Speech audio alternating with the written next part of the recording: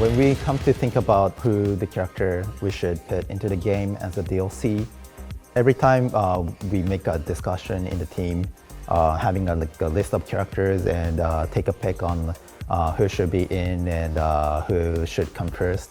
And also thinking about the game mechanics as like a Guilty Gear Strive and how we can convert the character to fit into the Guilty Gear Strive game system.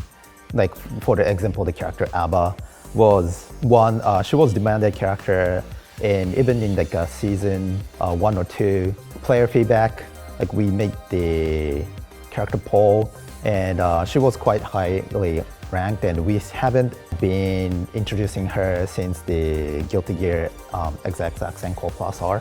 It will be cool. We were thinking it will be cool if she can make the comeback and look into when she should be into the DLC, and that timing was season 3. So that kind of like decision making that is like one of the examples that we take to approach to who should be in the game, and also thinking about like the balancing out of the character lineups in the season pass is one of the element, and yeah. Nice breeze, lovely sea too, my favorite color. We don't really kind of look into the competitive scene when we decide who should be into the character.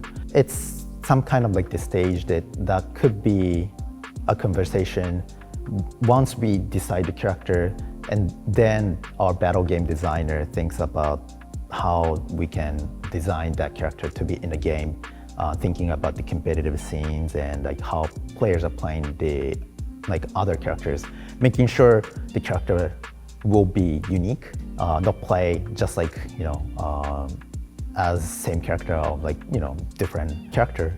Yeah, the competitive scene is not really a core element that we decide on who to be in a DLC character. Varix is your Arc World Tour 2023 Guilty Gear Strive champion! As you know, Guilty Gear Strive having this number of player population is actually the series first time, and it does affect a lot of, we get a lot of pressures. And our game designers also gets a lot of pressures because we've never had this much of player base in the past. So it does impact a lot of our decision makings. One thing that I keep telling our development team is to not afraid of making challenges of like what you want to create or what you want to try.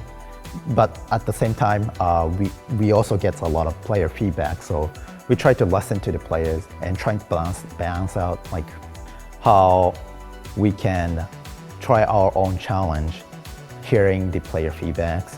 And so the decision making is getting really complex, but we are trying to expand what will be the best approach to, continue updating the battle balance. Baited with the burst, and we're going full combo and a lot of meter as well. Goes for the mix, and you're 100% dead. That is going to be 2-2. Bean, I see you. As a Guilty Gear Strive producer, I do like seeing a character that's came out not like from like the initial roster, but like came out later in the series. For example, Sin or Alfeld or like Johnny, like DLC characters. When they come up to the stage in like the top 8 and seeing like very high top play, that we are like seeing that high top play in like a short span of like how the DLC character came out is really exciting to see how players are approaching to the character's set play, or trying to enhance their strengths, like how they use the character. Seeing those kind of things in the competitive scene is something that as a developer we enjoy watching. And there it is, your Guilty Gear Strive Evo champion, Umi Show! I said this in the past interviews or somewhere else. I used to be playing a lot of BlazBlue and was originally a player as well. Not really highly competitive, but so maybe coming to see a BlazBlue introspection again in Evo will be really cool. I think that's something I feel very pleased. We think our IPs, not only Guilty Gear, but also BlazBlue or other Arc System Works titles are really supported by the communities, and we really appreciate that. And those supports are also supporting the competitive scene. That's why I'm seeing a lot of players are playing our video games in a very long period. Keep playing from the initial launch till now. Rodriguez opened up and he runs back. That was so sick. The fadeaway gunshot to bait and punish the burn. Yeah, we are really pleased to see that scene. And as a developer, we also want to support that as much as we can by keep injecting more fun to the game. Keep updating game, of course. Not only the battle balance changes, but adding new characters as well. And not only that, we want to plan out to do more things that makes those players have more engagement with our game. So yeah, it really motivates us. So that's how I'm feeling.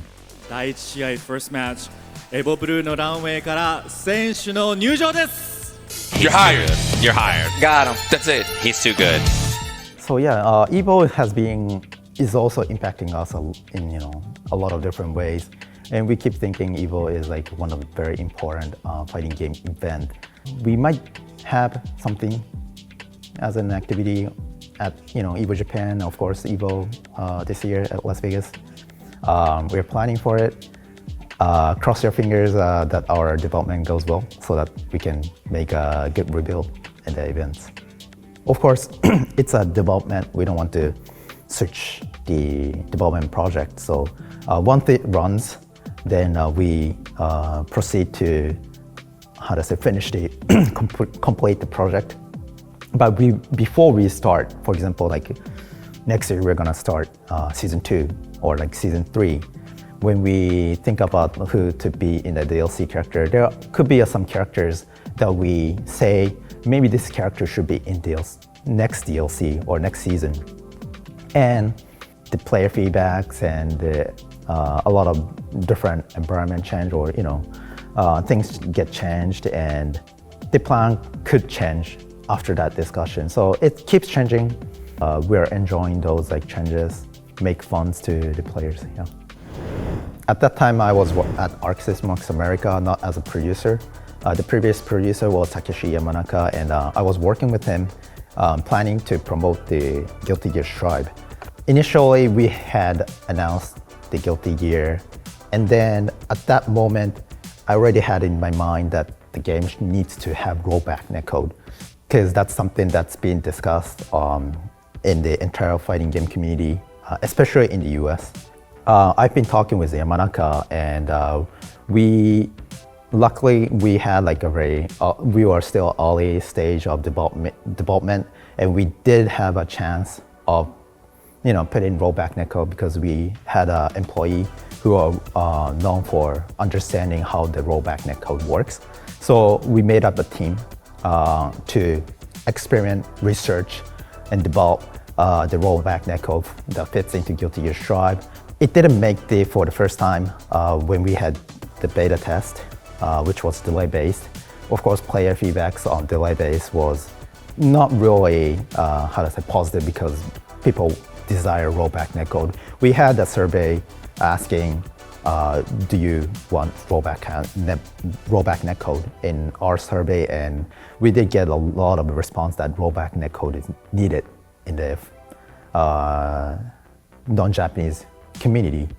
The research and development went pretty well, and we had a lot of motivated staff wants to put rollback netcode.